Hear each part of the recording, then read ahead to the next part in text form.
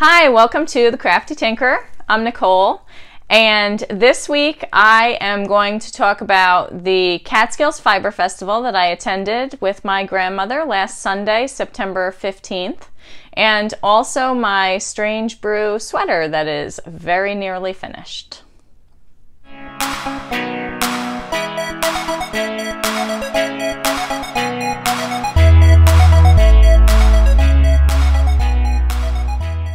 So last weekend, today is Friday, the 20th of September, and so last weekend my grandmother and I made our way down to Bethel Woods, which is in Bethel, New York, for the Catskills Fiber Festival. And it was such a gorgeous day. The sun was shining. It was a little chilly in the morning and then warmed up, you know, into the 70s in the afternoon, which was great. And we were shocked at the amount of foliage we saw the further south we went. So that was really, really nice because it's up here near Kingston. It's just starting to turn. You can see the leaves aren't quite green anymore, but they're not quite into foliage yet. So that was a pleasant surprise for us. And when we got there, admission to the festival is free because it's part of a larger harvest festival that Bethel Woods has every September, every weekend, every September. So this was the 21st annual harvest festival. I had never heard of it before, but we don't live down in that area, and I had actually never been to Bethel Woods before. The dog is sneezing. Just making sure he's okay. He is. Okay. So the festival itself is free, but you do have to pay $3 for parking. And parking is in a field with a hill. And so they did have handicap parking at the top of the hill for people, you know, who need it. So if you have someone in your party who really can't walk up the hill, but you don't have that handicap sticker officially, they do allow you to go up to the gate and drop off whoever you need to drop off there and then go park your car somewhere else. So that was good. The festival itself, there were like I'm pretty sure there were 4 large tents. Maybe there were 3 large tents. I'm gonna put up a picture to show you.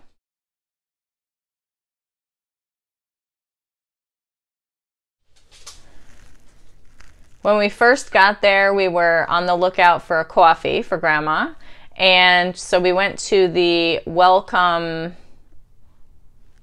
It wasn't a tent, but it was a small building, and so we went over there to just ask where there was coffee and maybe if there was a map. There were no maps of the festival, but they did point us in the direction of some coffee, so that was good. The Fiber Festival smaller tents were to the left. This reminds me of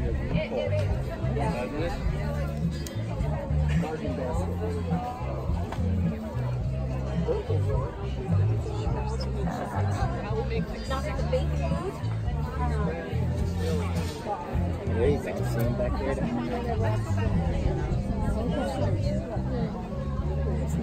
Nice to meet you.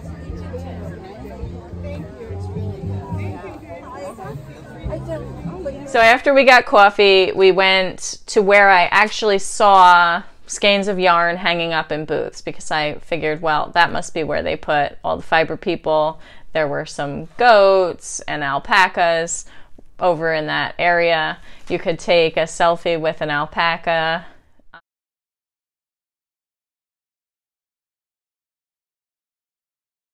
So that was cute, and they had pony rides. So we went around, and I had noticed that there were a few people who I follow on Instagram who had said that they would be there that weren't there. And I even walked around twice to check. So while I was purchasing some yarn, I asked one of the vendors, you know, if some of the other vendors hadn't made it to the festival. And she told me that she had heard that there was a larger tent somewhere else in the festival, but she wasn't sure where. So I went looking for it, and it was on the complete opposite side of where the tents and the animals were. It was a larger tent on the right, and there were so many people in there. And there were even, you know, some spinning demonstrations happening and everything. So I would have totally missed that tent had I not asked about vendors not coming.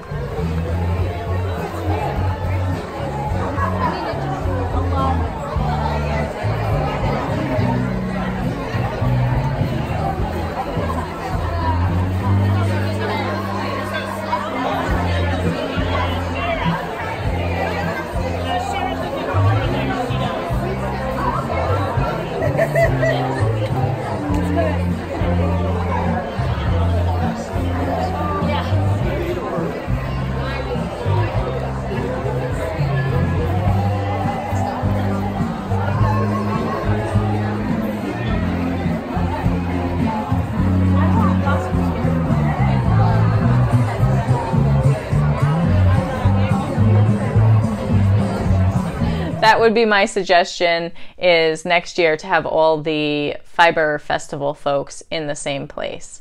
So while I was there, I really didn't have, like, you know, anything in mind that I wanted to pick up.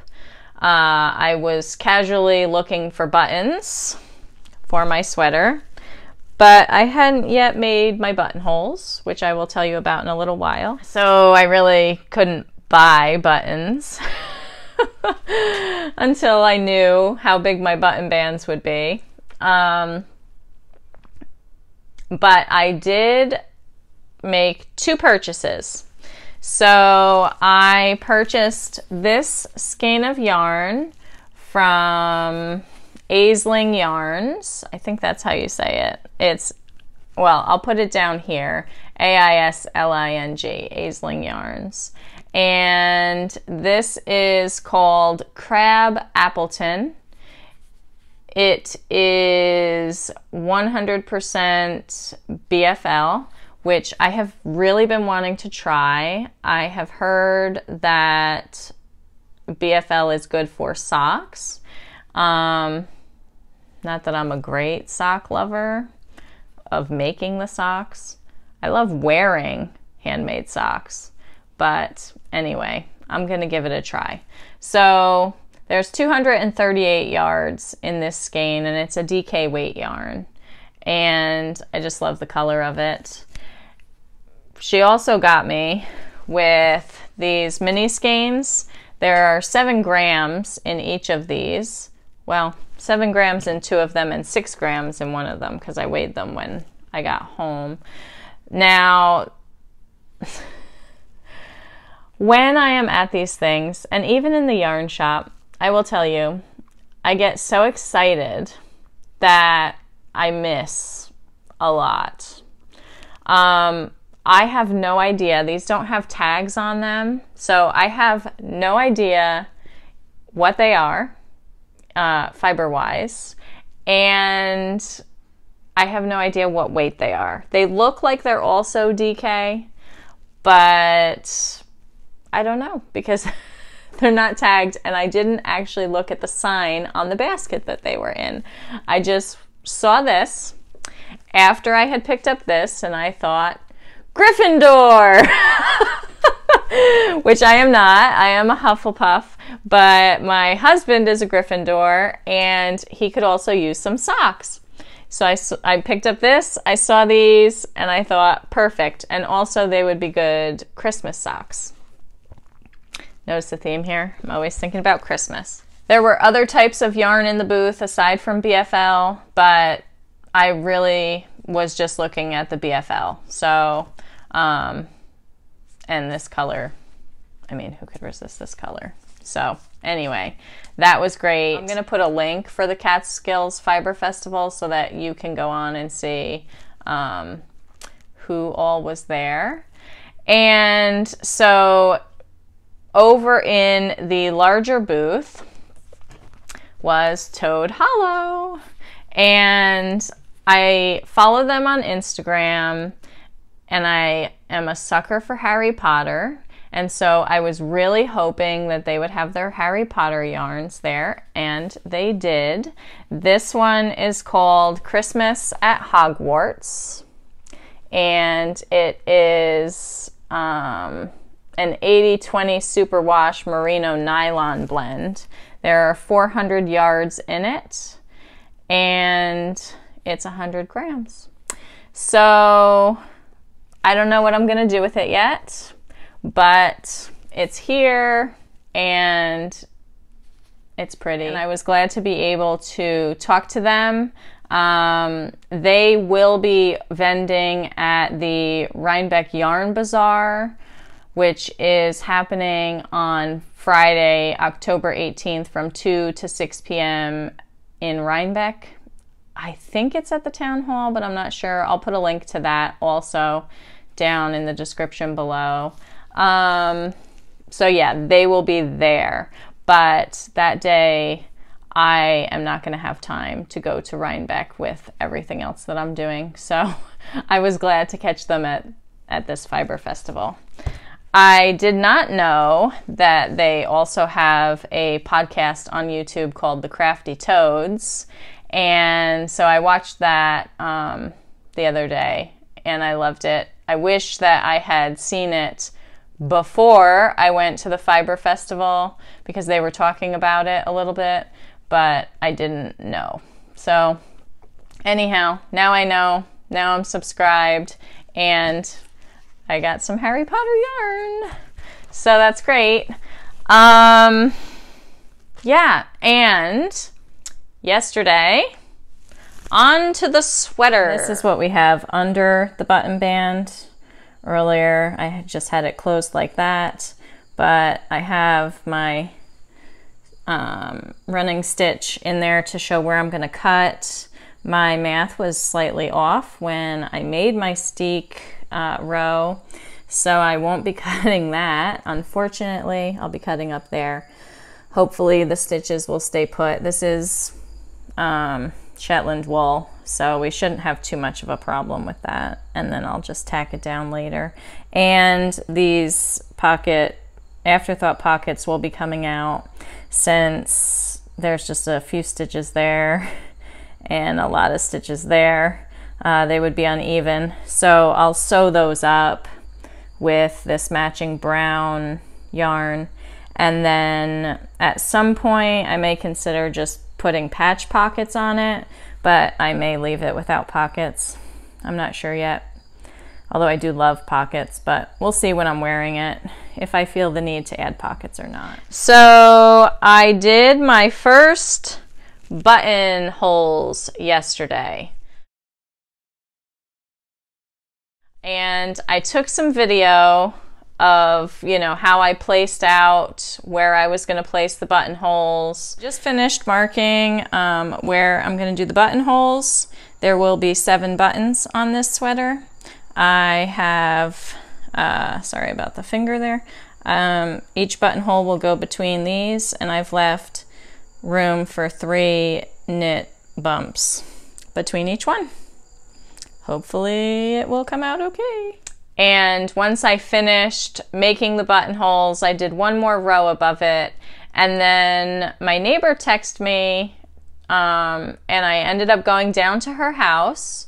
And when I first started talking about how I was going to sew up the sides of the steek where I would cut, my sewing machine is not working right now. I think it's a timing issue, but I'm taking it to the repair cafe in a couple of weeks. So I'll find out then really what it is. So she has a sewing machine, and she said she would be more than happy to secure the sides of the steek. So yesterday when I went to her house, we did that, and we just did, you know, a straight stitch first and then a zigzag stitch next. I say we, it was her. So I am very confident that when I cut up this yellow line on Saturday, October 19th, during Steek and Streak, my stitches will not go anywhere. And you can see that my steek is a little bigger than I planned. We probably will secure more and cut down more after the event, but for now, I'm just leaving it as is.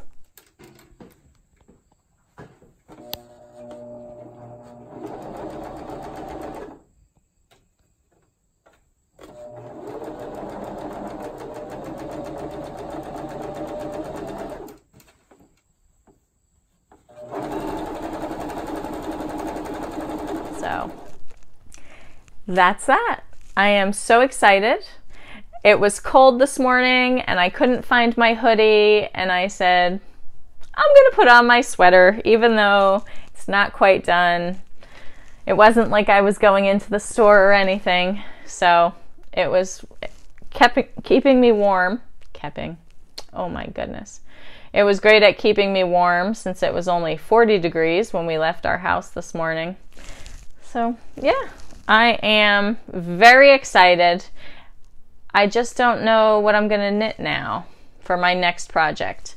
I do know that this evening I'm heading to Saugerties for the unexpected yarn embellishments, and I have a couple of things that are ready for that, but then I have a couple of other things that I need to make. So I'll be working on that for a little while, and then to plan what to knit next. I have so many things in my library on Ravelry, and yet I have no idea. So I'm sure I'll figure it out. If you haven't yet purchased tickets to the Stitch Social and you would like to, I would recommend that you do go to the Eventbrite link down below to get your tickets. Thank you to everyone who have purchased your tickets already. I think we're going to have a really great time. And the geese were flying south. 2 days ago, I saw the first flock of geese going. I'll put in the little video clip that I took.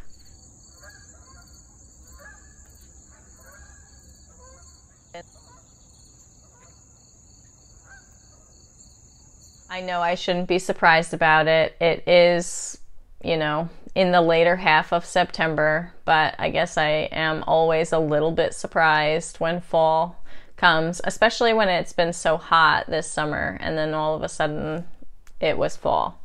So yeah, but it's nice because now I can wear more of my knitted things. I even wore one of my keps this morning because it was just that, it just felt that chilly this morning. There was fog.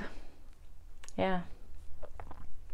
So, oh, and I feel like a broken record. I have not worked on the Pug Mug Cozy.